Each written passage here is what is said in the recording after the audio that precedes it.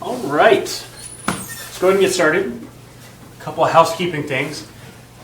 Is that wall behind y'all wet? That looks like it has water stains. It is wet? Oh, good. I assume somebody knows, but maybe we should tell somebody. Other housekeeping thing, this has come up in other classes. When I'm drinking a canned beverage, I promise it's not alcoholic.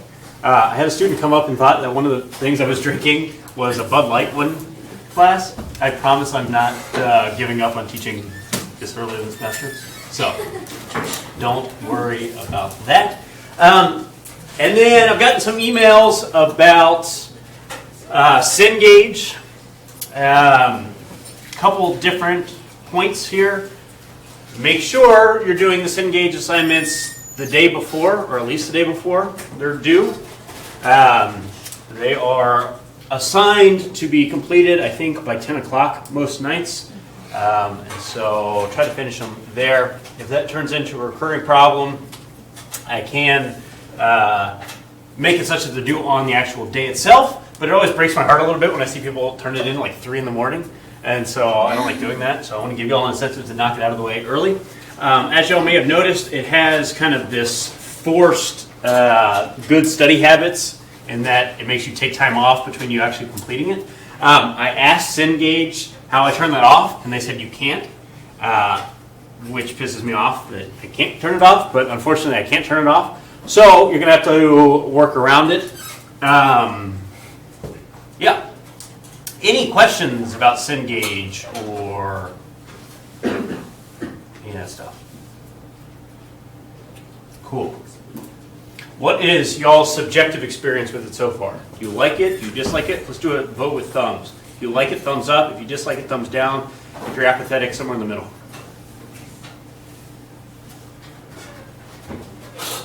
All right, skews a little bit to the positive. A lot of people apathetic at this point. I think where it'll really come in handy is when it comes time for the exam, because y'all will have been forced to take some of these practice questions ahead of time, and hopefully be ready for the actual exams themselves. And yes, Clemson did lose yesterday, so I know I made the bet with y'all. If Clemson won, you get an extra credit point, but they lost. So you're going to have to deal with the ramifications.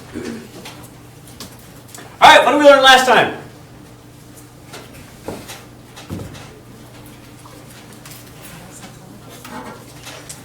I heard somebody say the word psychology. Yes. What about psychology? I don't even know who said that, so I don't know where to direct my scorn. But.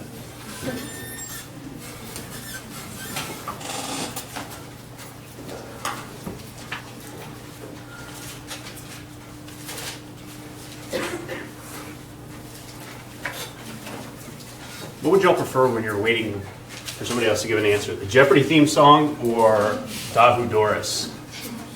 Yes. The Wii music? Oh, I'm sorry. You raised your hand, so you got to answer. What did we talk about last time? I do not remember.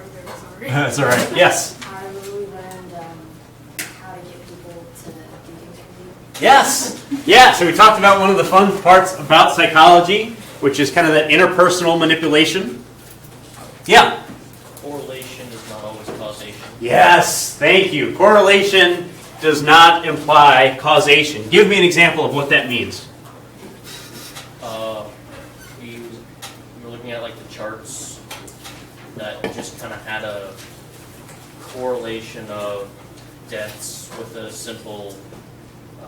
You had the bed sheet strangulation with amounts of cheese or something. Yeah. Consumed.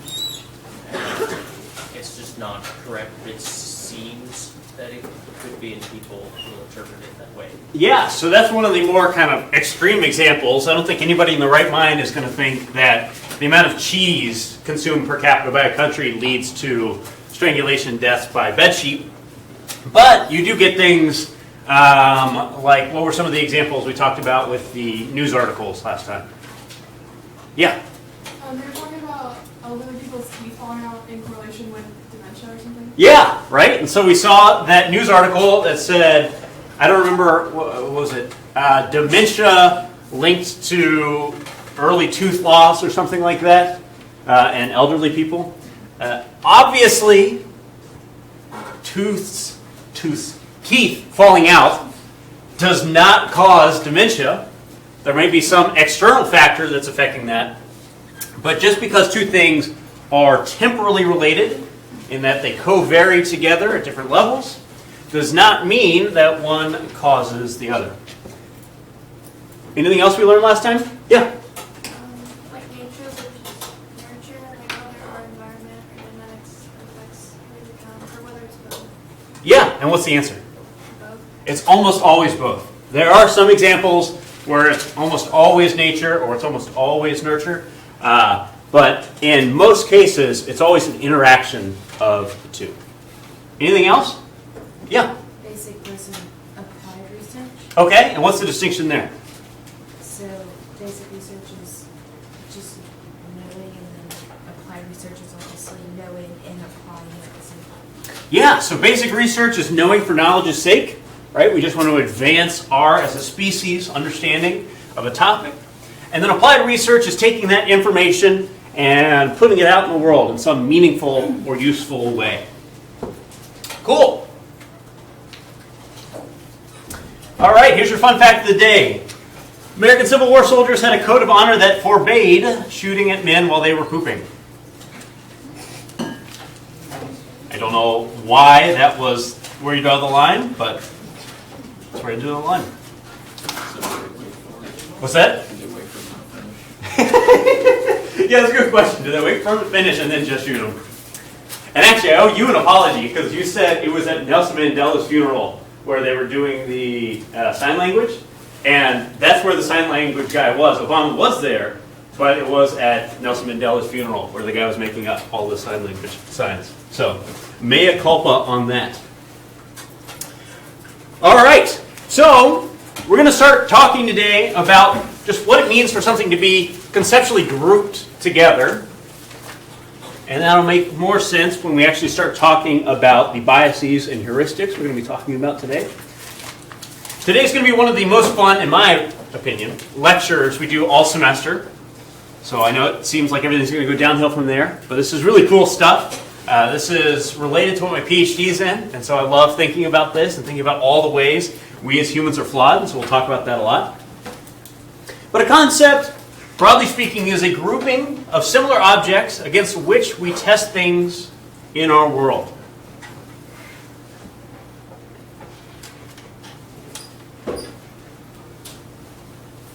Right? And so we have a concept, we have a mental representation of what a chair is.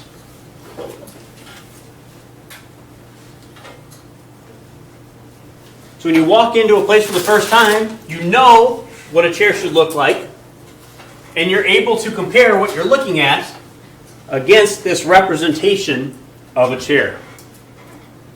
So if I ask y'all, what is your mental representation of a chair? What are the components that make a chair? A seat. What else? Legs. Is a beanbag a chair? Yeah. Okay, so maybe not legs. Or maybe some component of legs. Anything else? It's like a size for a comfortable human to sit in. Okay. A comfortable size for a human to sit in. Yes. And then you also think about things like padlocks. You know, what conceptually is a padlock? You've got an idea for what it looks like. But it's also sometimes where you get outside the kind of realm of what your mental representation is, like things with beanbag chairs. Right? That is an extreme example. There is not much of a difference, except for size, between a beanbag chair and a pillow, but you would never call a pillow a chair. And so you're constantly re-updating these sort of concepts of what makes something representative of an overall class. These concepts are formed by prototypes of the example. So you've seen throughout your life examples of, for instance, an elephant. And so if I tell you to think of an elephant, you've got the different components you're thinking about, the tusks, the trunk, the legs, the gray saggy skin. Nobody finds this as funny as I do, but I'm going to tell you all anyways because I think it's hilarious. I think elephants look like they ordered the skin like 2 sizes too big and then just put it on the same elephant. Look at the elephants again from here on out, and it looks like they screwed up with the sizing. I find it hilarious. I can't see an elephant without laughing for that reason. I know that's weird, but get over it. Yeah, so you think of a representation of the collective. Most of y'all probably are not thinking of a specific elephant you've seen.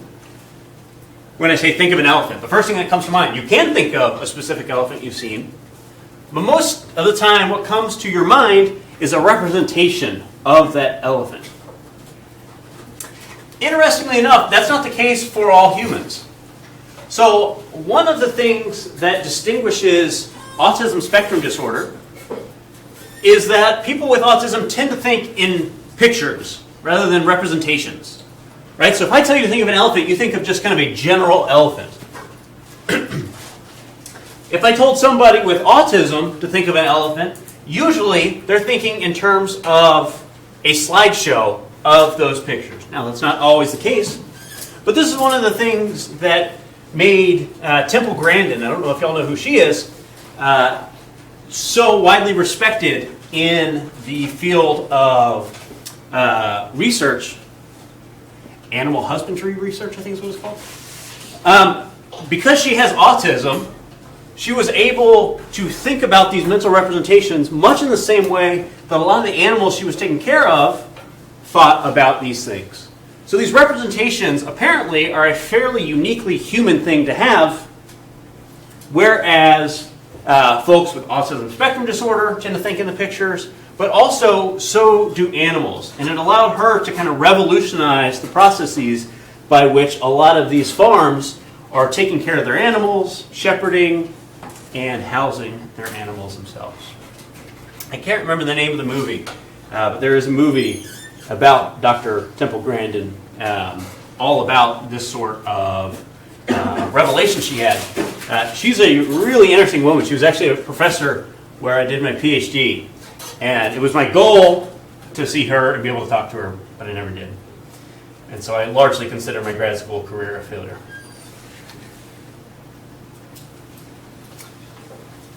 So we've got these kind of mental representations, and it's going to make sense how we're tying this into the rest of today as we get through the lecture. But when we're talking about decision making, we're largely talking about 2 separate research camps. The first are by 2 researchers, named Kahneman and Tversky, all about biases and heuristics. And what their focus on is primarily is related to when humans get it wrong. So what are the decision-making processes we screw up?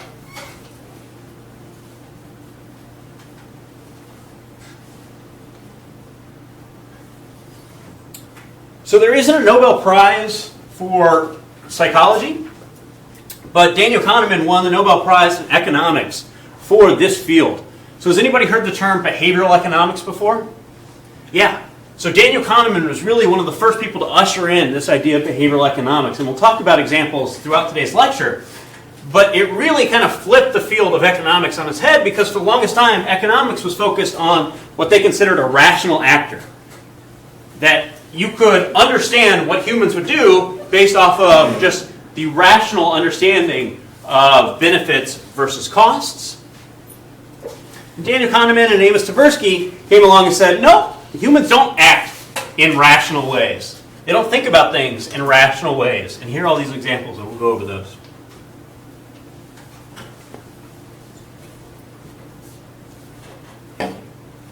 The flip side of that is Gary Klein's work, which focuses on what we call recognition prime decision making.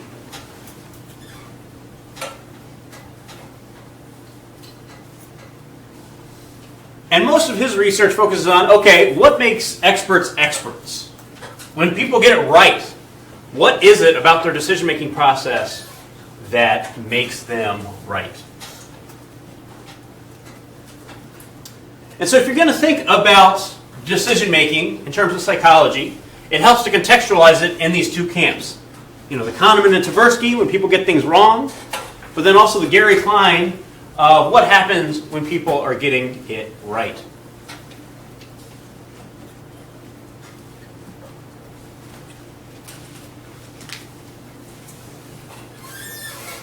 So, to kind of serve as a precursor for this heuristic and biases take on decision making, it helps to think about thinking and problem solving as a mentally demanding task.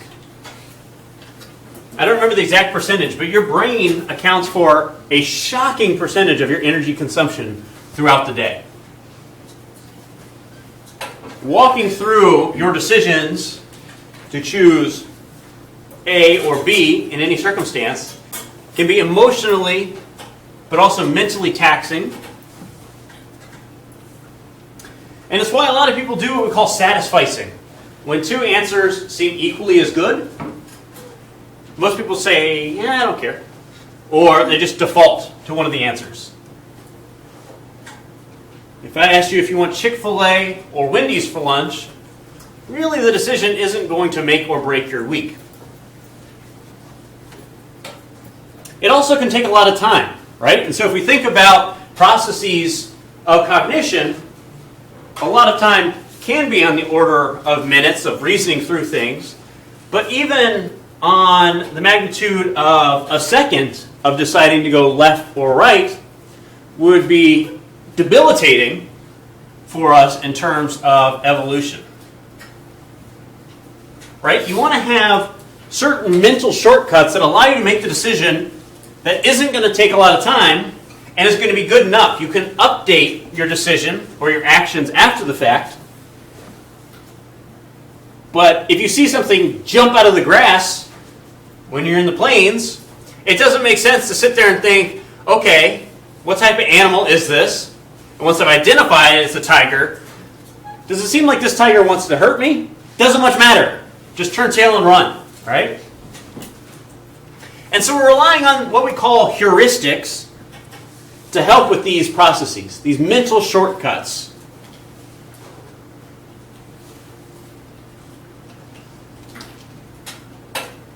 So example, if a bat and a ball cost $1.10 in total, and the bat costs $1 more than the ball, how much does the ball cost? Somebody yell it out.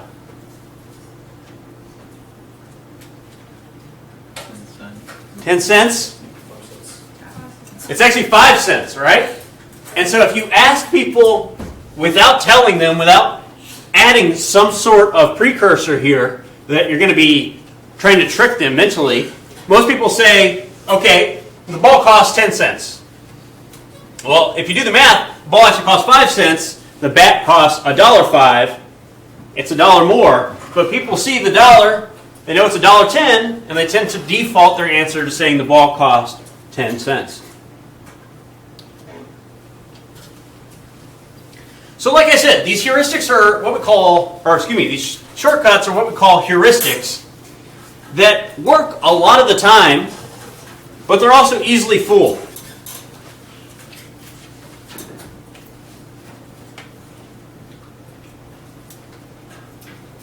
We talked a little bit last time about some of these heuristics like anchoring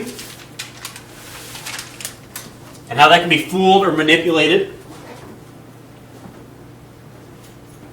But we characterize these heuristics in what we call System 1 thinking. So we have System 1 and we have System 2 thinking.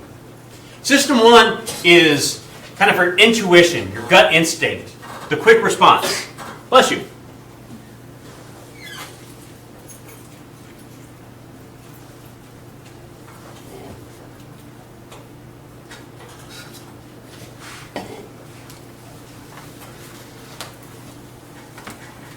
System 2 thinking is that hard, thought-out answer, that deliberate answer. So if on that last problem, you sat down and said, okay, let me work out the math. They together are $1.10, and you have to have $1 more. It must be that the ball is 5 cents, and then the bat is $1.05. You're using your System 2 thinking. If you had an initial gut reaction of 10 cents, you're using that System 1 thinking, that automatic processing.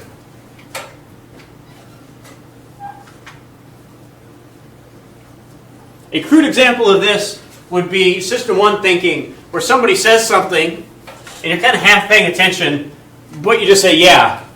And then it hits you what they just said or asked for. You say, wait, no, that's not what I meant. Right? Your system 1 thinking is, yeah, let's just agree to what this is. This person's a friend, move along. And system 2 would be conceptualizing it, thinking it all the way through, etc. And you can see this if you ask somebody, for example, do you think we have free will? Well, most people want to believe we have free will, and so say, yeah, we have free will. And then you ask them to reason through why that is the case, or why that's their belief. And it's not until they start engaging that system 2 that they can come up with reasons other than, yeah, I feel like we have free will, or yeah, I feel like I've been told we have free will.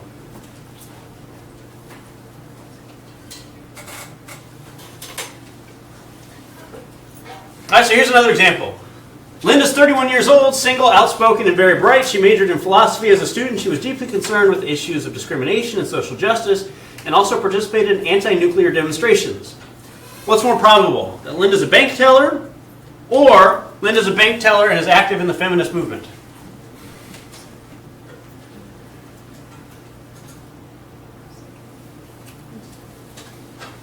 I heard the second one. Show of hands, who thinks the second one? Who thinks the first one? Who doesn't want to answer because I'm screwing up? What's that? Because it's actually your bank. It's true. But if you're looking at just sheer probabilities, it's always going to be more likely that one thing is true than two things are true when that second option is added to that first option. Right? So if I said, what's the probability, or what's more likely, that Linda's a bank teller or Linda is a librarian? You may think of, okay, well, what are the probabilities that she's a bank teller based off of the number of bank tellers I know there are? What are the probabilities of her being a librarian? You can think through that. But if I say, what's the probability of her being a bank teller and this other thing? Probabilistically, it's just less likely. And so your gut instinct to say that it was the second one, that she was also engaged in the feminist movement, this is a really old example, that's why I keep saying the feminist movement rather than something more up-to-date and relevant today, is what we call a representative heuristic. You have this kind of mental representation of what somebody involved in that feminist movement would be like.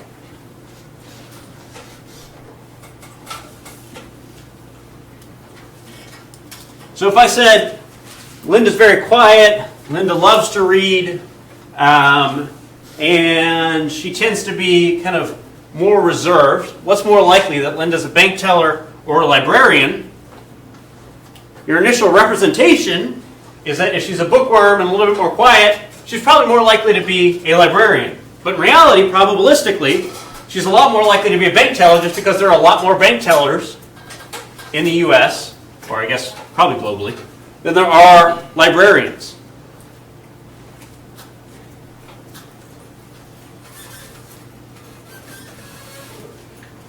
So this goes to that kind of old adage of don't judge a book by its cover. Well, we all have cover representations for what it is we are classifying people as. It becomes a lot easier to classify somebody based off the little bit we know about them, because actually thinking through things and trying to reevaluate your initial impressions is a taxing cognitive task, right? So I'm sure many of y'all have had this. Maybe the first time you met your roommate when you got to college, within the first couple minutes you classified them based off of your representation.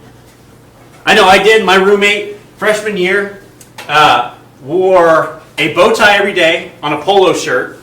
Not like a button-up shirt, a polo shirt, with a t-shirt pulled over that. Was from Milwaukee and had a Andy Warhol representation of him as his profile picture on Facebook. And my initial representation was, okay, this isn't somebody I'm going to get along with because it's not the type of person I hung out with growing up.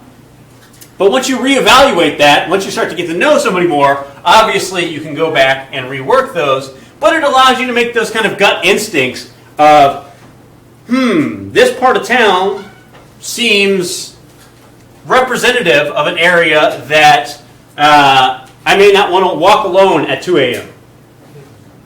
So you've got that representation, and that allows you to make those quick gut instincts. So what's more likely, being killed by a lion, a shark, or a hippo? Who thinks lion? Who thinks shark? Who thinks hippo? Yes, it's actually a hippo. Hippos are the most dangerous animal in Africa. How about that?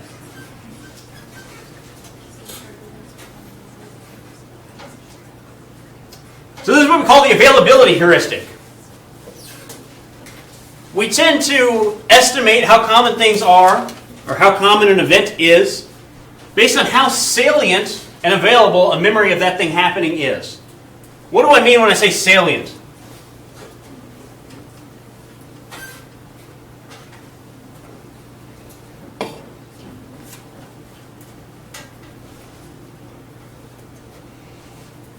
Essentially, how prominent is that? Right? So if you think about hearing about shark attacks on the news are probably more prominent in your memory than hearing about hippo attacks. In fact, I would venture a guess that not many of you have ever seen a chyron on a news network about a hippo attack.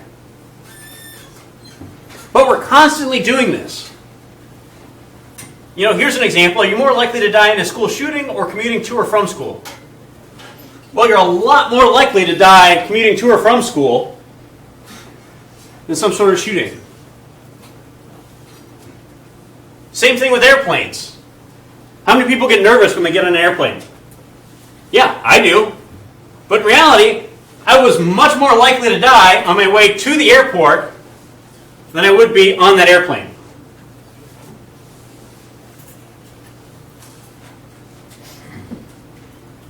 People tend to fixate on things, especially for their anxieties about things, based off of how it's represented, how frequently it's talked about.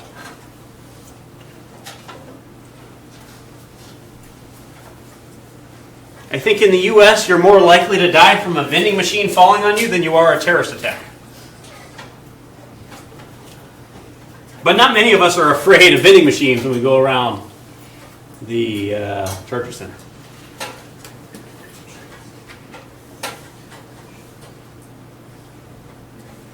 Who can think of another availability heuristic distorting your perceptions about the world?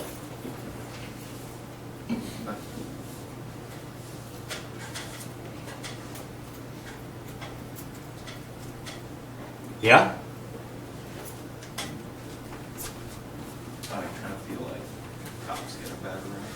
Okay, yeah, so you'll see this with hot-button political issues on both sides of the aisle. People fixate on one thing, and it tends to distort their perceptions of likelihood on either side. You also may be more likely to think that a majority of Americans go to college because you're in college. Likely your parents, just statistically speaking, were more likely to go to college. But in reality, only about 29% of Americans over the age of 18 are currently or have ever been enrolled in college. So you have these availabilities that distort your perception of likelihood.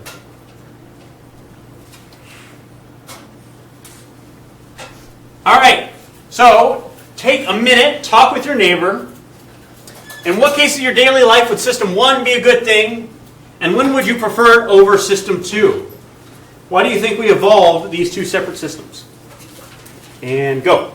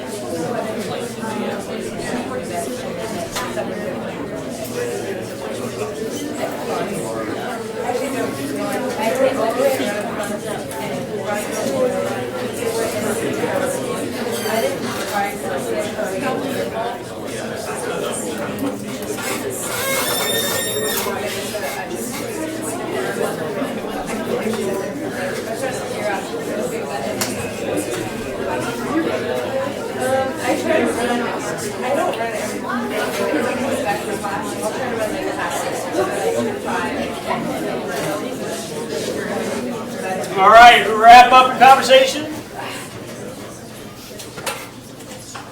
Guys, so somebody give me an example of something in your daily life where system 1 thinking would be preferable to system 2.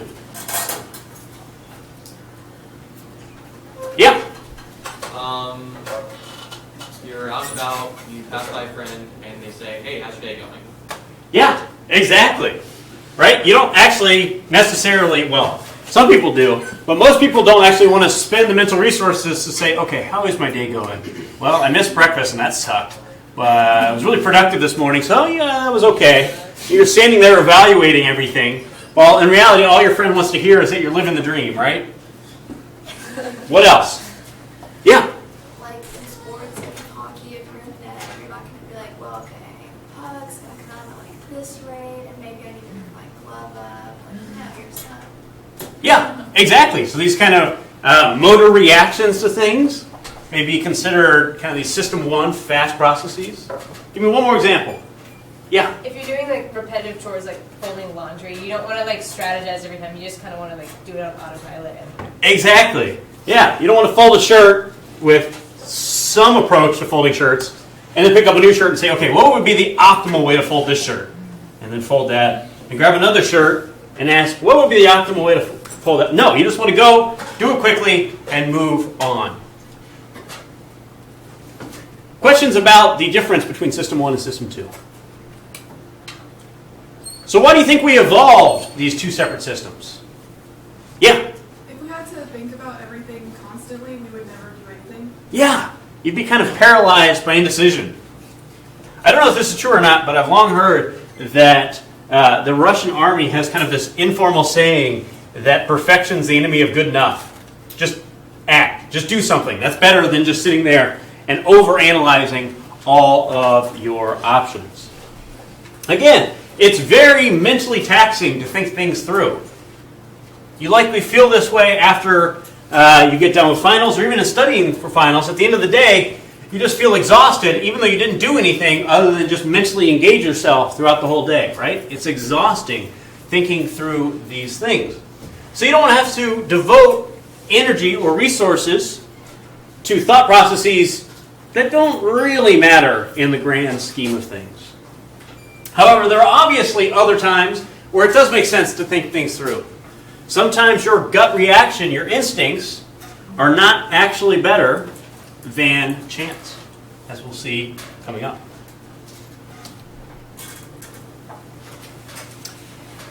So we can also think about various biases.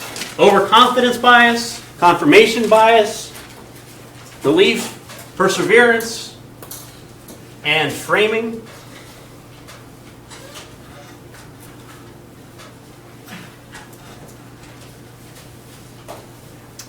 So overconfidence. We tend to believe in expertise, right? We love hearing that somebody's an expert in something, and we tend to put our, I don't know if the right word is confidence because that's self-referencing, but we tend to take what they say and attribute a lot of weight to that.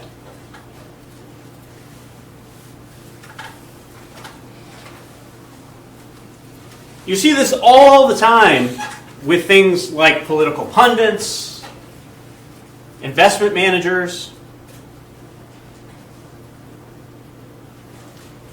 This example was put to me when I was in grad school, we were talking about this.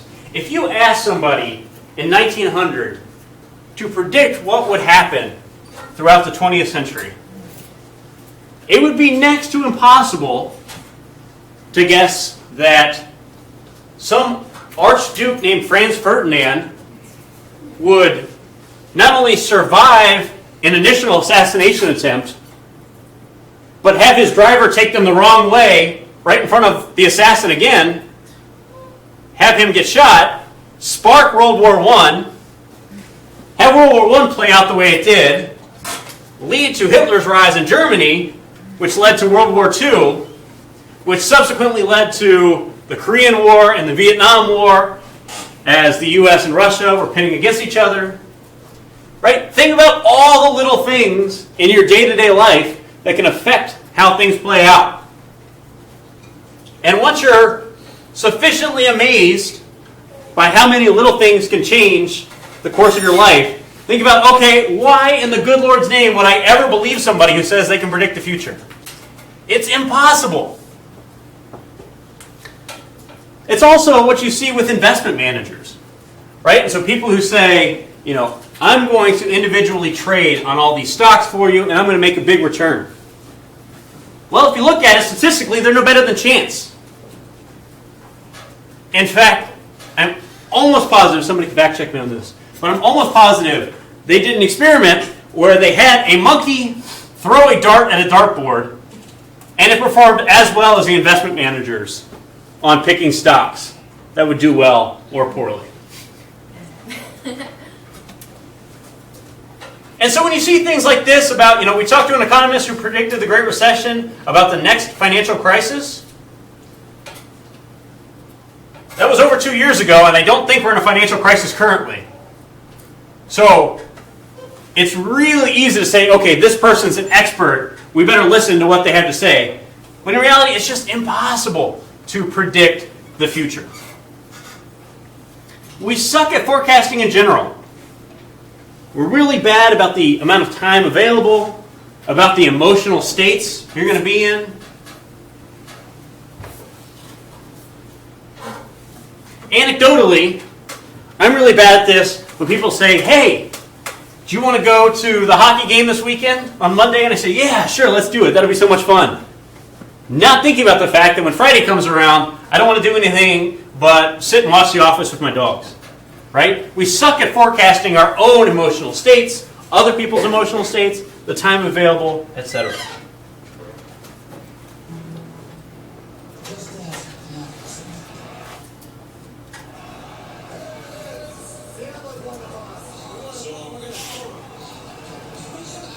I don't know if anybody heard that, but Matt Hasselbeck said, we want the ball and we're going to score. And then here's what happens.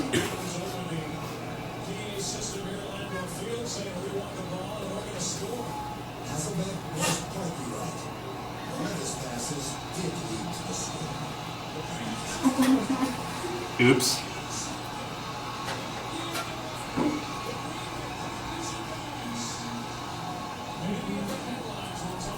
Oopsies. Think about what would have happened if they did actually go score. Everybody would have said, yes, I love Matt Hasselbeck's confidence. He willed it into existence. But in reality, the same precursor of prediction had not only no bearing on reality, but could be said to be way overconfident in his own abilities, such that he threw a game-losing interception. Confirmation bias. I'm sure a lot of y'all have heard this, or at least familiar with the concept itself. But we tend to look for evidence to support our worldview. We tend to discount contradictory information.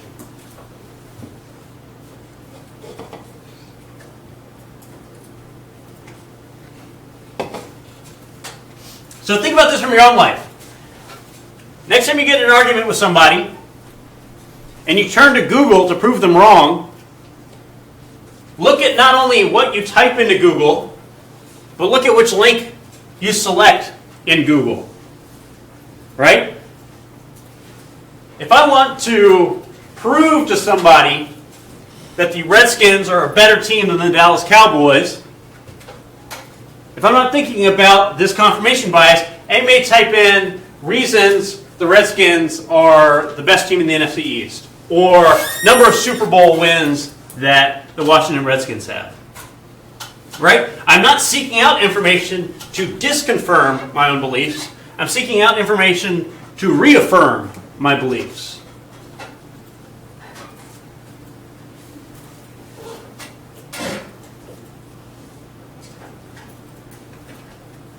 And holy moly, going into the 2020 election, pay attention to people on all sides and what they post. They're never posting articles that disconfirm their beliefs. They're posting articles that confirm their beliefs.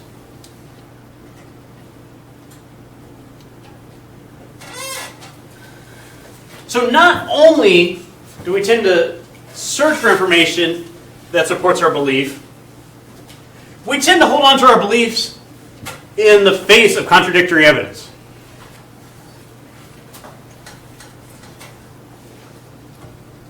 So if I said the Washington Redskins are far and away a better team than the Dallas Cowboys, bless you. And you came to me with all the evidence about all the times the Cowboys have run through the Washington Redskins and the number of Super Bowls they've had since the Redskins won their last one. Chances are, I'm not going to be persuaded by the evidence you're giving me. I'm going to continue to hold on to my belief. And not only will I hold on to my belief, I will tend to, if you ask me after the fact, believe harder in what I believed before I was presented those contradictory sources of information.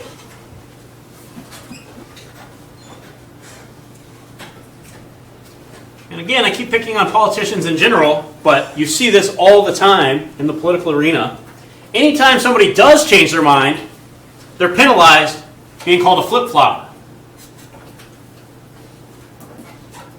I don't remember who said this, but this is one of my favorite quotes of all time. Different editions of my textbook have been quoted. In the first edition, I said a 5% rate is tolerable. Then I worked it down to 3%, then down to 2%. And the AP carried a wire. Author should make up his mind. Well, when events change, I change my mind. What do? Right? When presented with other evidence, we want to think we're all willing to change our minds. But in reality, not only do we not change our minds, we tend to have stronger beliefs than we did before we were presented that contradictory information.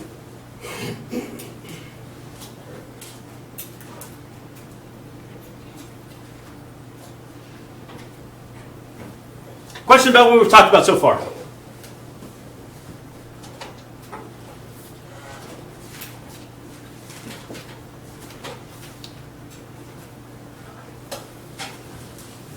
So framing is another example of context in which we're not making rational decisions. So for example, you may see advertisements that say something like $1,500 cash back on select Ram 1500 models. Or this Toyota sales event, $3,000 cash back. Oh, that's awesome. I can go into the dealership, leave with a new car, and $3,000. Nope. You just paid them an extra $3,000 for them to turn around and give it back to you as a way of saying, hey, look how good of a deal we gave you. Nope, you just paid an extra $3,000. But it's that framing of thinking, okay, not only am I going to get a new car, but now I have extra money to go on vacation with that new car.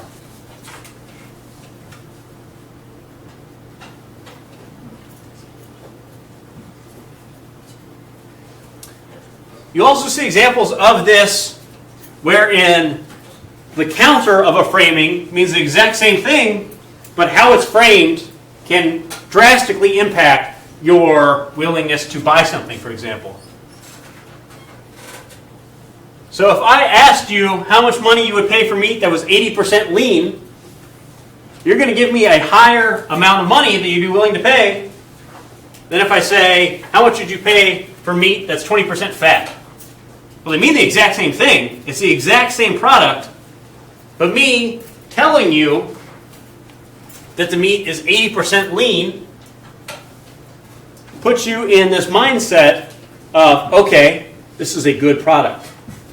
Versus 20% fat sounds horrifically disgusting, right? You don't want 1 out of every 5 bites you take to essentially be made of entirely fat.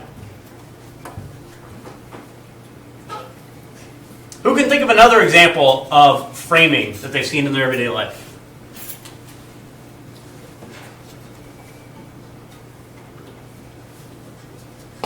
Yeah. I can't remember the exact context, but it's very similar. It's like you have a 9 out of 10 chance to win something, but they don't say you have 1 out of 10 chances to lose. Yeah. It's like you think the chances are pretty high because they tell you the big first place. Yeah, exactly. Yeah, you've got a 9 out of 10 chance of winning whatever it is. You also see, 4 out of 5 dentists recommend Oral-B Sonicare. They really never go with the flip side of that of 1 idiot dentist out of 5 says, pick something else. This doesn't make sense, right? You want to present this as some sort of unified front in that case. You also see it with things like the lottery, right? So in addition to that winning, you say, jackpot, $450 million. Well, yeah, but in reality, if you just saved all the money over the course of your life that you would spend on these mega million jackpots, you would come out ahead of where you would be if you bought a ticket every time you had one of these jackpots.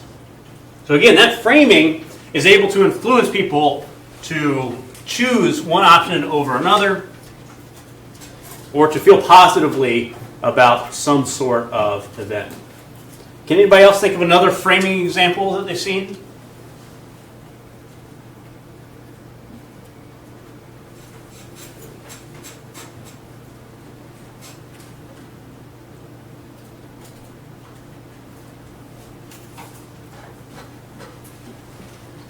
Yeah. So at the movies, when you buy like popcorn or food, you just buy for the combo, and it makes you think like you're saving a lot, but in reality you don't save a lot. Yeah. Yeah, you can absolutely be manipulated into thinking that you're saving a lot. You also see this sometimes at the grocery store. If you go and look at the unit price, frequently the jumbo packs of whatever are more expensive per unit than the small packs. Because you've got this sort of frame that, okay, I must be saving money by getting this, whatever it is, than you would be if you just got a whole bunch of the small individual ones. When I was in college, there was a liquor store near where I went to college that would put PBR, for those of you all I know who don't know what that is, like the cheapest beer you could imagine, right up front and give you the price. And everybody's mental representation is, okay, this is a cheap beer, that must be the best price I'm going to get. In reality, it was like $5 to $10 cheaper than mid-level beer that was put elsewhere. But again, because we have this frame of what we're expecting to be the best deal, that influences our overall purchasing habits. Yeah? I think it's at Publix, it's like buy 2, get 1 free, but it's actually just $1 off. You just buy 1. Yeah, exactly. That's another great example. So it's kind of suggesting or insinuating that maybe you should buy 2 here. The frame is, okay, buy 2, 5-gallon buckets of yogurt for the price of 1. Well, in reality, you can just buy 1 for half the price. So we talked a little bit last time about anchoring. So expectations are set to a certain level.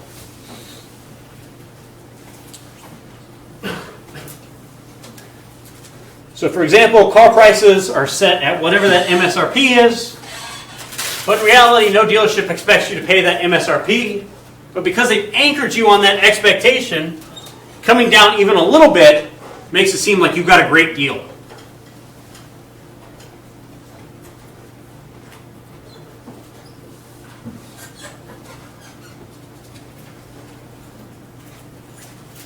And again, as we talked about last time, you can even anchor on things that have absolutely no relevance to what's going on.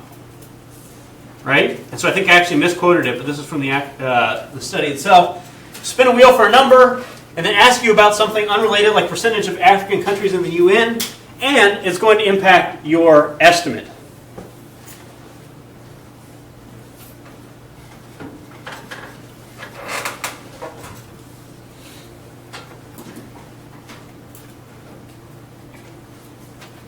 Who can think of other real-world examples where anchoring has been employed to kind of manipulate you, whether or not you were aware of it?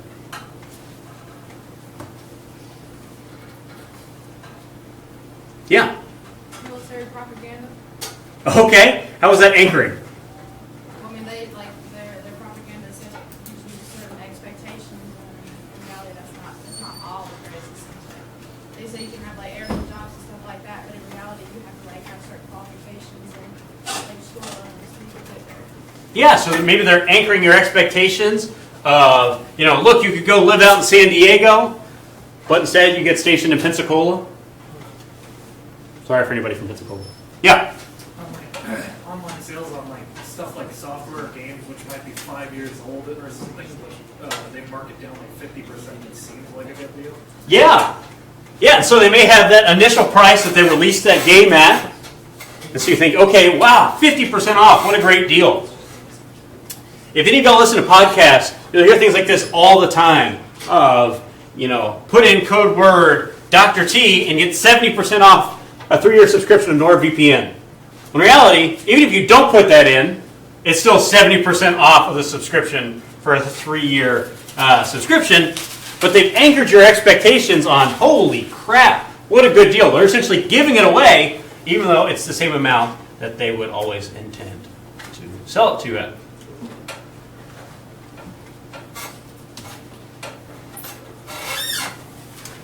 We also tend to choose the default option when faced with uncertainty.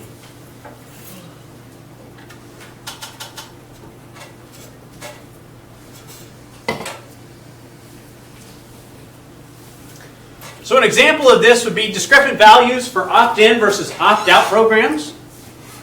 So things like organ donation in countries where they have an opt-out option, their donor rates are like at 80%.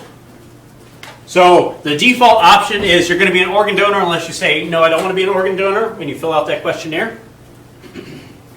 Whereas in the US, I don't know if it's the case in all states, but in almost every state I think I've lived in, they have an opt-in program. And so the default option is you're not going to be an organ donor, but you can still be an organ donor if you want to. You just have to check the box. And that results in organ donation levels at, I think, like 10 to 15%. There's a massive discrepancy. People tend to just choose whatever the default is.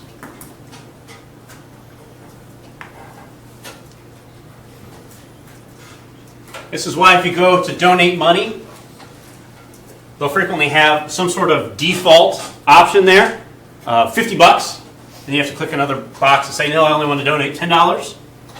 Their hope is that in addition to anchoring your expectations on the amount you should donate, they can also rely on you just going with the default, whatever that chosen option is.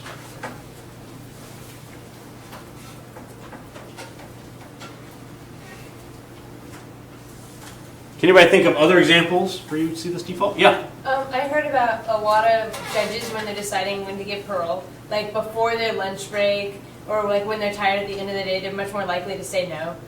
Yeah. Than when they're like full of energy. Yeah, so that isn't necessarily so much the default heuristic, because the default heuristic would say, if the default option is to grant parole and they actually have to go and select a box, they deny parole, they would be more likely to accept that. But yeah, she's exactly right.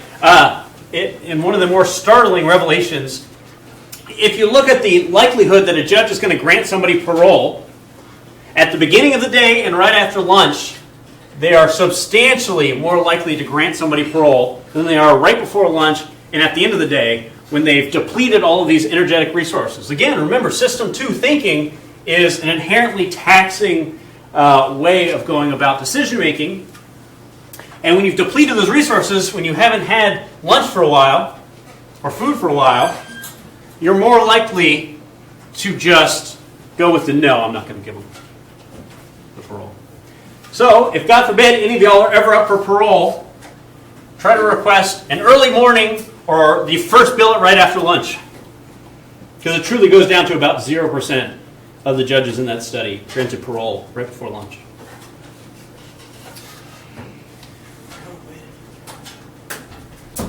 We also have the hindsight bias. So the I knew it all along, hindsight is 20/20.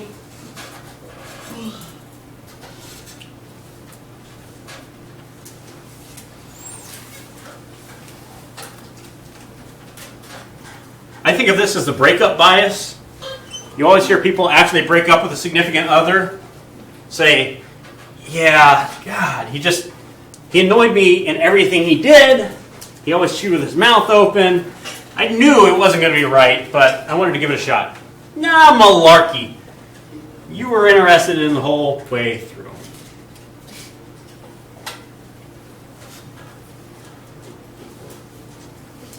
Can people think of other examples in everyday life of that hindsight bias? Yeah. Like when somebody gets rejected for a job. Okay. How so? Well, a lot of times they'll say, well, I knew I wasn't quite qualified, I just wanted to try, or even like, I knew it wasn't right for me. Yeah, that's absolutely right. And that's also kind of coupled with this ego preservation. We don't want to feel like we're not good enough, and so we kind of rewrite history to say, well, I knew. I mean, come on, that's not even my desired career field, but I figured I'd give it a shot. You know, why not? Anybody have another example?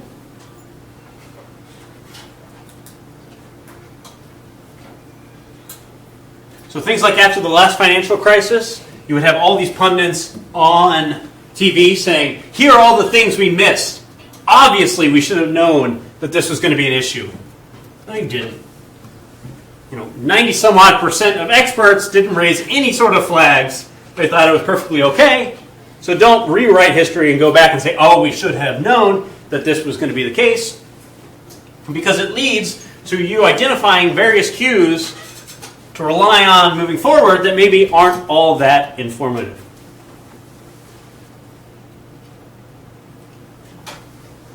Other examples, simplicity seeking and choice aversion. So the more options there are, the more likely somebody is to go with that default heuristic. More alternatives make the decision harder, but it also makes it less satisfying. So if you go to a supermarket and you only have 3 types of cereal to choose from, you're more likely to be happy with the cereal you come home with than you would be if you go to the supermarkets now where you have 50 different types of cereal and you have to choose from that.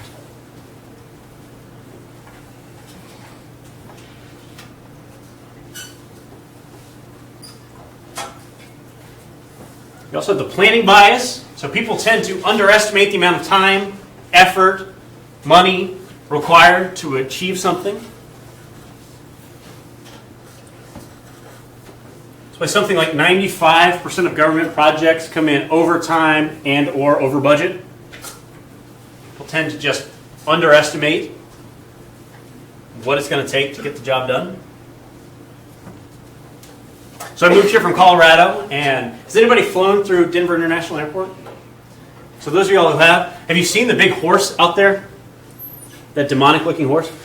For those of y'all who haven't seen it, go home and look at it. It truly is demonic. It has red eyes. I don't know why they decided that was the option. But it actually fell on a sculptor and killed the sculptor. And so that makes it even more demonic. That's tangential to the other fact I'm telling you about.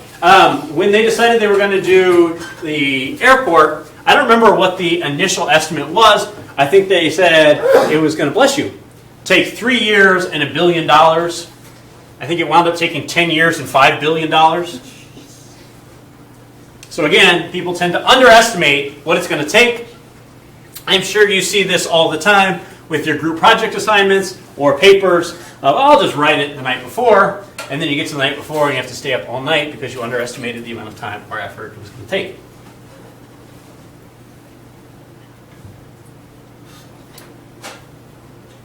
You can also frequently only retrieve a small number of actions. So if you're thinking about available actions you can take, your long-term memory may provide many possible actions, but your actual access to them in the moment may be limited.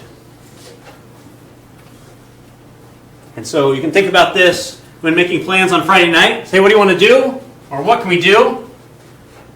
And really the only things you can think of are like go bowling or go to a movie. Even though there are a lot more options than that, you're accessing just a few number of these available options.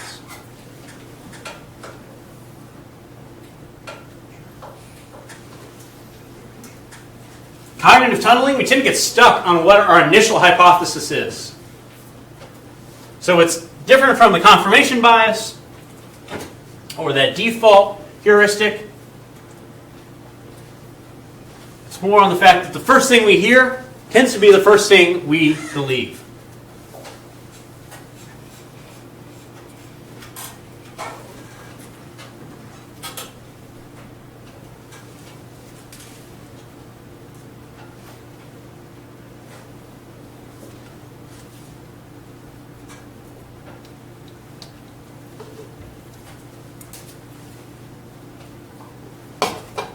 Q salience bias. So we tend to give more weight to cues that are more salient. So again, think about that availability heuristic. Thinking that a shark's much more likely to attack you was a very salient thing because you've seen shark attack reports.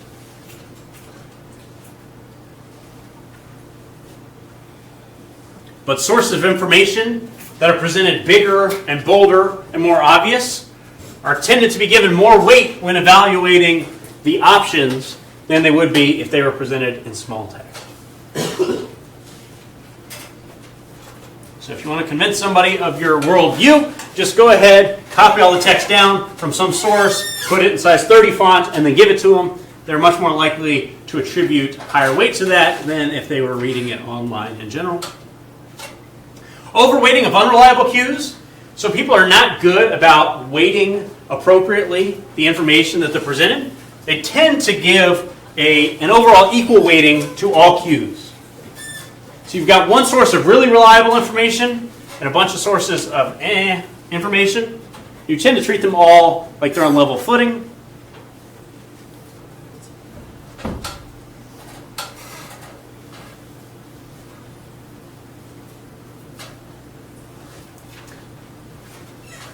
Availability of actions, so people tend to retrieve the most available actions. So if you've performed one action, you're more likely to do that action again because it's readily accessible in your memory.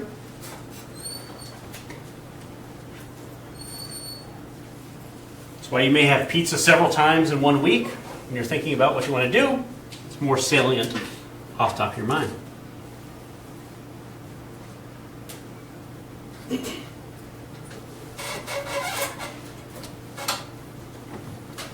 All right, so I just outlined a whole bunch of ways we all suck at decision making.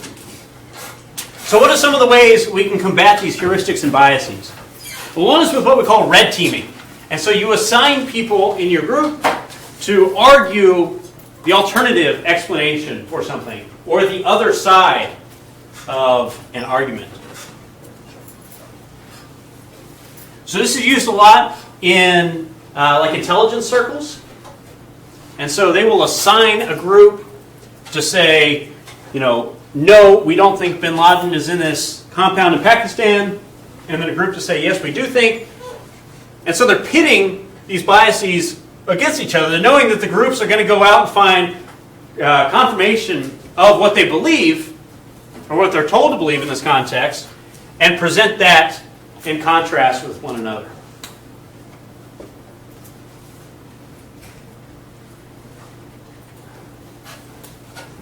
So deliberately also slowing things down, trying to be methodological in your approach. So think through critically if you can get the right sources. Try to say, am I thinking with system 1 or am I thinking with system 2? Is this my gut reaction to this? Or am I really evaluating all the sources of information?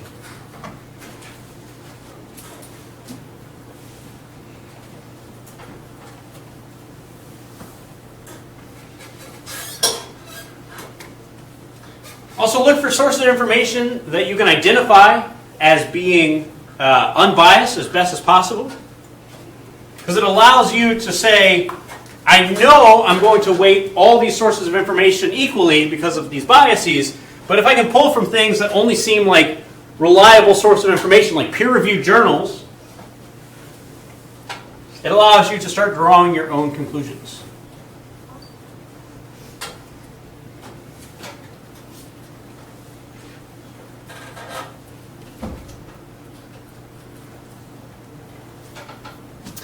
We kind of got over all this. So like I said at the beginning, a lot of these heuristics and biases were established by Daniel Kahneman and Amos Tversky, which led to them being awarded the Nobel Prize in economics for their research. It truly was kind of an upheaval of the way economists thought. So for the longest time, they treated markets as rational, as individual actors, as rational. But you see, you can manipulate people's responses or actions based off of how I frame things, how I anchor things, what's the default. And so people aren't always acting in their own self-interest.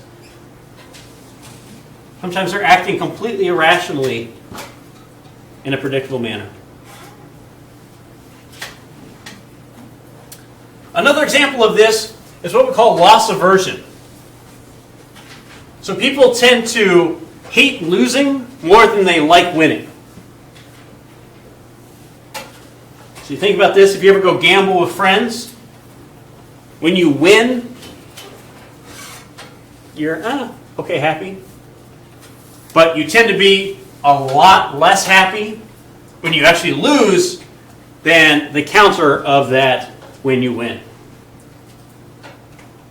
But this also leads to risk-seeking behavior in order to minimize losses. That's why if you go gamble in Vegas, you may have this kind of double or nothing. I'm going to be reckless here. I just lost $200, but let me pull out $200 more. I'm going to double it. It'll be a wash. And then you lose that $200, you're down $400.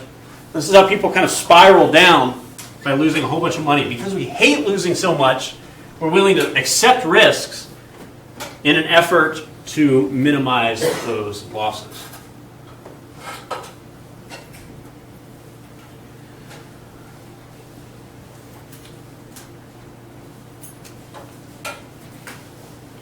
Another example of this is the gambler's fallacy. So if you flip a coin and it lands on heads 5 times in a row, what's more likely, that it lands on heads or tails next time? I heard tails. Who thinks tails? Who thinks heads? Who thinks it's the exact same probability as it always is? Yes. So you all conceptually know that each individual coin flip is independent of the history of the coin, provided it's not a weighted coin. But if you don't believe me that this is a real thing, next time you go to some sort of casino and you have this roulette table, at each roulette table they have this board which will auto-populate all the numbers that wheel has just spun. And if it goes, 7 in a row on red, watch the number of people who run up to the table to bet on black. It's no more likely to land on black that time than it would have been any of the other times. Or if it's red 100 times in a row, no more likely to be black then.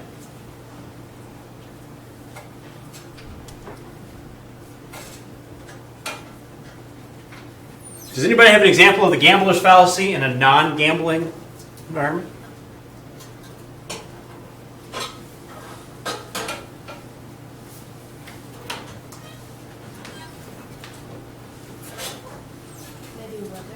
Weather? Okay, how so?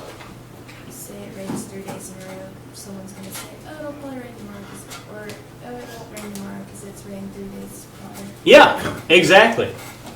Or if any of y'all are big basketball fans, you say, okay, well, Steph Curry missed his last 10 three-point attempts, he's bound to hit the next one. Right? Nope. No more likely to hit that next one than he would be just by his own shooting percentage.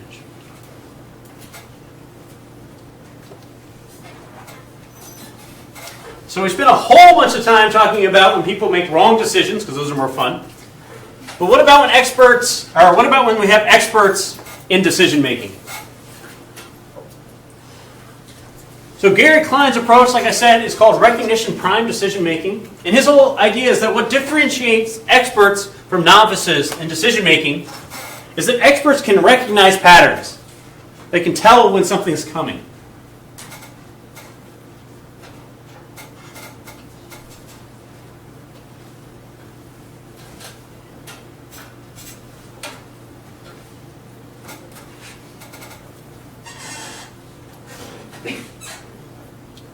And so, at the beginning of somebody developing their expertise, this may still be very slow and deliberate of saying, okay, where have I seen this set of circumstances before? One of the areas Gary Klein did a lot of his research was with firefighters, of how did firefighters know when a building was about to collapse.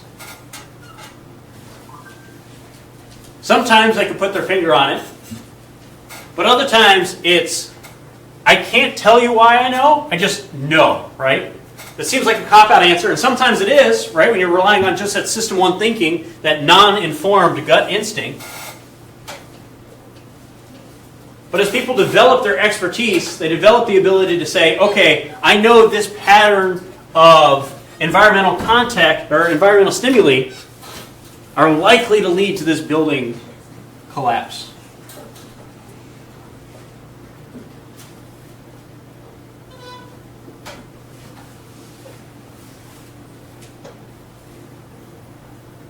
Right? Think about, for instance, major league hitters, right, in baseball or softball. They're not having enough time to think through, okay, what type of pitch is coming, where is it coming, should I swing at it or not? They're relying on this kind of recognition of, okay, based off of this pitcher's release, I'm guessing this is a curveball, and they're not thinking this through, but it's just that recognition of a curveball, likely low and outside.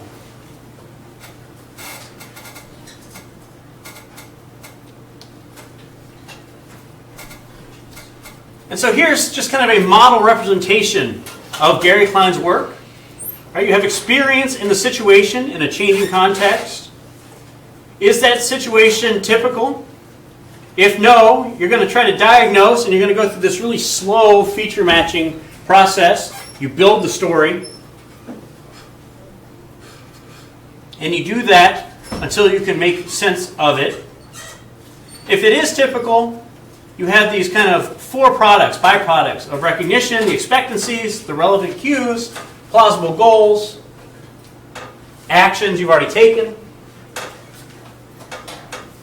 So if any of y'all ever watched House, and House says it's never lupus, this fits in with the expectancies, right? It's never lupus in there.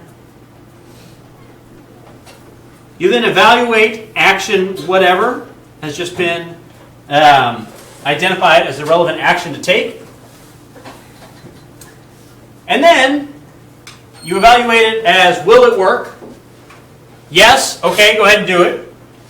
Yes, but it poses an additional risk, so maybe let me think about some way to shore up the house to prevent it from collapsing before I go in. No, you then start reevaluating against this recognition, or go back up to the top of saying, is this situation typical? And so we present it as a deliberate model, but frequently it's happening really quickly.